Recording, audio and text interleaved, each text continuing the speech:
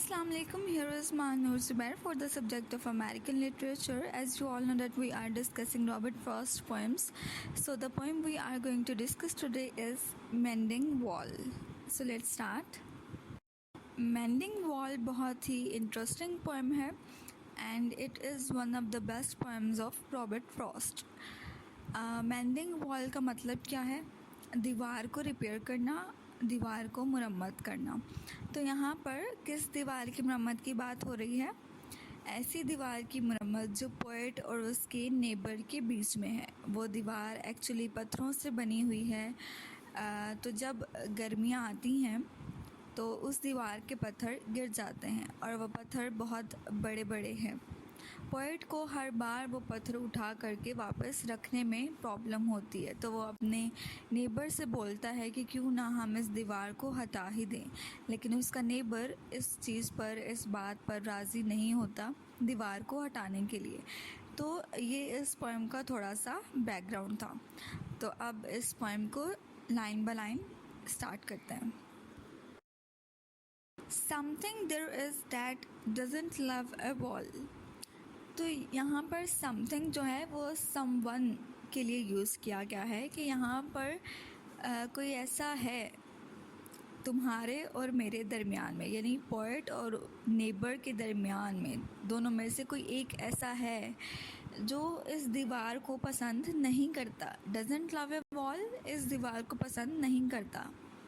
That sends the frozen ground swell under it, और वही ये सब कुछ कर रहा है जो नेचर को ठंडा कर देता है। क्योंकि देखिए सर्दियों में ये ग्राउंड जो है, जब इस पर बर्फ़ जम जाती है तो वो बर्फ़ जो है वो स्वेल हो जाती है, जम जाती है उस सतह पर, उस चीज़ पर।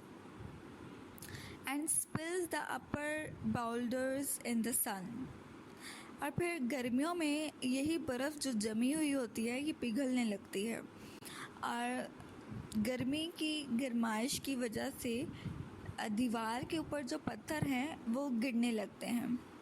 And makes gaps even two can pass abreast, और ये हमारे दरमियान इतना फासला बढ़ा देती है, या इतने गैप आ जाता है हमारे दरमियान कि इसमें से हम दोनों एक साथ गुज़र सकते हैं। मतलब पत्थर जो हैं दीवार से जब वो गिर जाते हैं तो इतना गैप बन जाता है, इतना फासला बन जाता है कि नेबर और पोएट जो है दरमियान में से उसके गुज़र सकते हैं।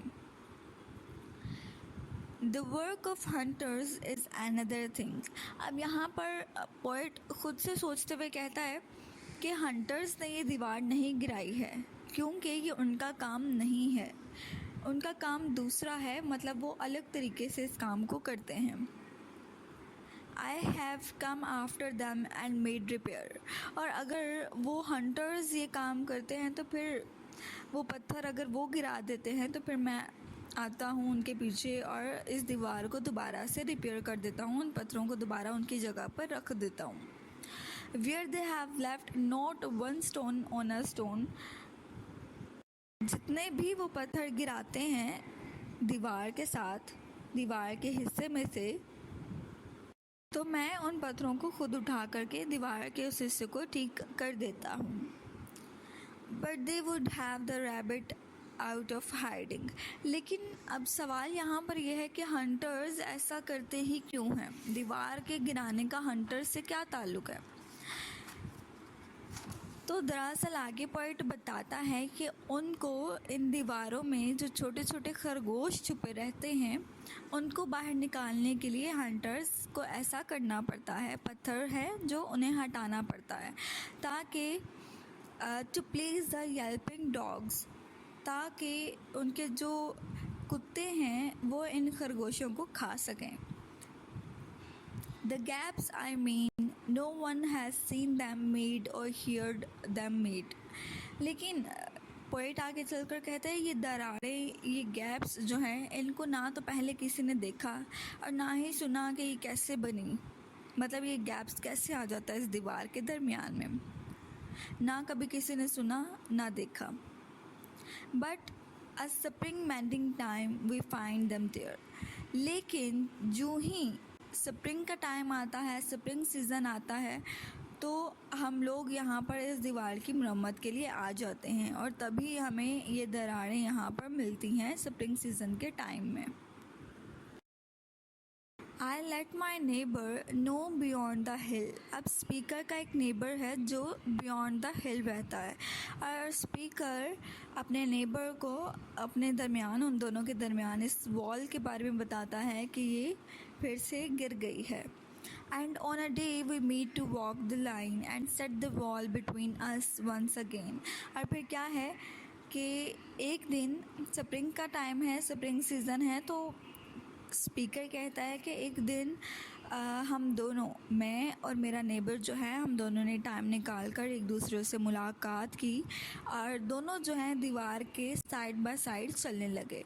यानी स्पीकर अपनी दीवार की साइड पर चलने लगा और नेबर जो है वो अपनी साइड पर चलने लगा। उन्होंने इस तरह से वॉक की। And set the wall between us once again. और जहाँ जहाँ इनकी दीवार के पत्थर बिखरे होते हैं उनको ये दोनों अपनी अपनी तरफ से ठीक करने लगते हैं। We keep the wall between us as we go. हम इस दीवार को वैसे की वैसे ही रखना चाहते हैं जैसे कि ये हमारे दरमियान पहले थी। To each the boulders that have fallen to each। तो स्पीकर यहाँ पर कहता है कि हम दोनों का तय है कि जिसकी साइड का पत्थर गिरेगा वही इन पत्थरों को उठा करके सही करेगा, वापस अपनी जगह पर उनके रखेगा। And some are loves, some so nearly balls। और स्पीकर कहता है कि कुछ ये पत्थर लव्स शेप के हैं और कुछ ये गोल हैं, बॉल्स की शेप के हैं। We have to use a spell to make them balance. और यहाँ पर पोएट कहता है कि पत्थर, इन्हें वापस उनकी जगह पर लगाना इतना मुश्किल है कि हमें किसी जादू की ज़रूरत है इन्हें बैलेंस करने के लिए, वापस वहाँ पर रखने के लिए। Stay where you are until our backs are turned. और इन्हें स्पीकर कहता है कि स्पीकर और नेबर चाहते हैं कि वो वापस इन पत्थरों को अपनी अपनी जगह पर रख दें, इससे पहले कि वो एक दूसरे को पीठ मोड़कर अपने अपने कामों पर चले जाएं। We wear our fingers rough with handling them. और यहाँ पर वो कहता है कि पत्थर इतने भारी हैं कि इन्हें उठा उठा कर हमारे हाथों की जो फिंगर्स हैं वो बहुत रफ़ हो चुकी हैं इन पत्थरों को संभालते संभालते। Oh, just another kind of outdoor game, one on a side, it comes to little more. Speaker को ऐसा लगता है कि ये कोई एक आउटडोर गेम है, ऐसी गेम जिसकी एक साइड पे एक बंदा है और ये दीवार जो है वो हमारा नेट है। There where it is we do not need the wall. और स्पीकर का कहना है कि इस काम को करने का कोई पर्पस नहीं है, हमें इस दीवार की ज़रूरत नहीं है। He is all pine and I am Apple orchard. और वो कहता है कि मेरा जो नेबर है वो अपने ऑर्चर्ड, अपने गार्डन में पाइन के उसने दरख्त जो है वो लगाए हुए हैं, पाइन ट्रीज़ उसने लगाए हुए हैं और मैंने जो है अपने ऑर्चर्ड में, अपने गार्डन में एप्पल ट्रीज़ लगाए हुए हैं। My apple trees will never get across and eat the cones under his pines, I tell him। और यहाँ पर रॉबर्ट फ्रॉस्ट बहुत ही थोड़ी सी फ़नी तरीके से बोलते हुए कहते हैं कि अगर हमारे बीच में दीवार हट भी जाती है तो मेरे एप्पल्स कभी भी उस साइड जा करके उसके पाइन के कोन्स को नहीं खाएंगे। और ये बात मैंने अपने नेबर को भी बताई। He only says good friends make good neighbours. और मेरे नेबर ने जवाब में सिर्फ इतना ही कहा कि हम दोनों के बीच की ये दीवार जितनी अच्छी और जितनी स्ट्रॉन्ग रहेगी उतनी ही अच्छे हमारे रिलेशंस रहेंगे, उतनी ही अच्छी हमारी दोस्ती रहेगी। तो लिहाजा मे बी सीधा सीधा नेबर का ये कहने का मतलब है कि वो प्राइवेसी चाहता है, वो नहीं चाहता कि ये दीवार जो है वो हटे। Spring is the mischief in me and I wonder if I could put a notion in his head. Spring का सीज़न है, पोइट के लिए बहुत ही बुरा रहता है ये सीज़न, क्योंकि इसमें दीवार जो है उसके पत्थर जो हैं बड़े बड़े वो गिर जाते हैं और वो चाहता है कि किसी तरह वो अपने नेबर के जहन में ये बात डाल दे कि ये दीवार हटा दे भाई, इसकी ज़रूरत नहीं है हमारे दरमियान में। Why do make good neighbors? Isn't it? आगे चलकर पोएट कहता है कि ये दीवार किस तरह से हमें एक अच्छा नेबर बना सकती है। मतलब अच्छा नेबर बनने में, हमारे अच्छे रिलेशन होने में, अच्छी दोस्ती होने में आखिर इस दीवार का क्या काम। Where there are cows but there are no cows। और ख़ुद से ही क्वेश्चनिंग करते हुए पोएट कह रहा है कि क्या यहाँ पर आसपास कोई गाय है, कोई काउज़ हैं। और फिर खुद ही इसका जवाब देता है कि लेकिन यहाँ पे तो कोई काउज़ नहीं है, आसपास कहीं भी कोई काउ नहीं है, तो लिहाजा ऐसा हो ही नहीं सकता कि ये दीवार हटा दी जाए और आसपास कोई गाय, कोई काउज़ वगैरह हों तो वो हम दोनों की प्रॉपर्टी को डिस्ट्रॉय कर दे। तो ऐसी बात भी नहीं है, आसपास तो कुछ भी नहीं है। Before I built a wall I would ask to know what I was welling in or welling out। अब स्पीकर खुद दिल में बोल रहा होता है खुद से और कह रहा होता है कि मैंने तो ये दीवार नहीं बनाई, ये दीवार तो मेरे नेबर ने बनाई है। और आगे कहता है कि कल को अगर मैं कोई दीवार बनाता हूँ तो एक बार मैं खुद से पूछूंगा कि इस दीवार को बनाने के पीछे मकसद क्या है, और ये दीवार बना करके क्या मैं किसी को ऑफेंड तो नहीं कर रहा, किसी को नाराज़ तो नहीं कर रहा।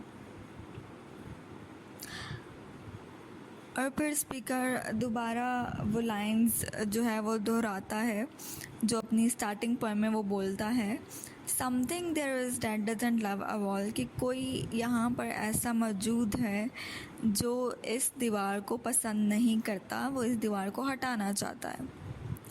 That's want it down, I could say else to him। Speaker दोबारा से अपनी स्टार्टिंग लाइंस को दोहरा करके कहता है कि कोई तो है यहाँ पर जो इस दीवार को बार बार गिरा देता है, वो नहीं चाहता कि ये दीवार रहे, और मैं तो उसे एल्स कहता हूँ। मतलब एक तरह से ये नेचर का ही काम है। But it's not else exactly and I would rather he said it for himself. और फिर आगे चल कर के वो कहता है कि शायद ये एग्जैक्टली नेचर भी नहीं है। ये खुद से स्पीकर जो है अब यहाँ पर बात कर रहा है और वो कहता है कि मैं चाहता हूँ कि मेरा नेबर खुद इस बात को समझे कि शायद नेचर भी इस दीवार को यहाँ पर रखना नहीं चाहती। I see him there bringing a stone grasped firmly by the top in each hand like an old stone savage armed।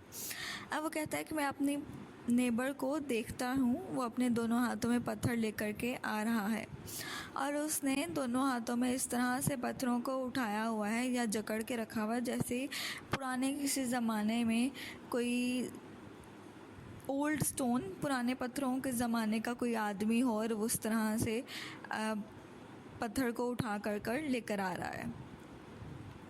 He moves in darkness as it seems to me। यहाँ पर स्पीकर जो है वो बहुत गहरी बात कहता है कि मेरे नेबर के अंदर डार्कनेस है, अंधेरा है, not of words only and the shade of trees. और वो कहता है कि मेरे नेबर के ऊपर पड़ने वाली दरख्तों और जंगलात की जो साया है, जो छाँव है, मैं उसकी डार्कनेस की बात नहीं कर रहा, मैं उस शेड की बात नहीं कर रहा। वो डार्कनेस अलग है जो उस पर पड़ रही है, जो शेड उस पर पड़ रही है वो अलग है, लेकिन जिस डार्कनेस की मैं बात कर रहा हूँ वो अलग है। और जिस डार्कनेस की यहाँ पर स्पीकर बात कर रहा है वो डार्कनेस है उसके दिल के अंदर की, नेबर के दिल के अंदर डार्कनेस है, अंधेरा है। He will not go behind his father's saying। और ये अपने फादर की सेइंग्स के ख़िलाफ़, उनकी बात के ख़िलाफ़ कभी भी नहीं जाएगा। And he likes having thought of it so well. और जब भी उससे इस बारे में बात की जाए तो वो यही कहता है कि उसे अपने बाप की कही हुई बात बहुत पसंद है और वो उसे सही भी मानता है। कितना भी मैं उसको समझा लूँ, कितना भी उसे कन्विंस करने की कोशिश कर लूँ, वो यही कहेगा कि वो अपने फादर की ही बात को मानेगा, उसी को इम्प्लीमेंट करेगा। He says again, good fences make good neighbors। और उसके फादर की कही हुई क्या सेइंग थी? Good fences make good neighbors। और यही बात मेरा नेबर जो है बार बार दोहराएगा।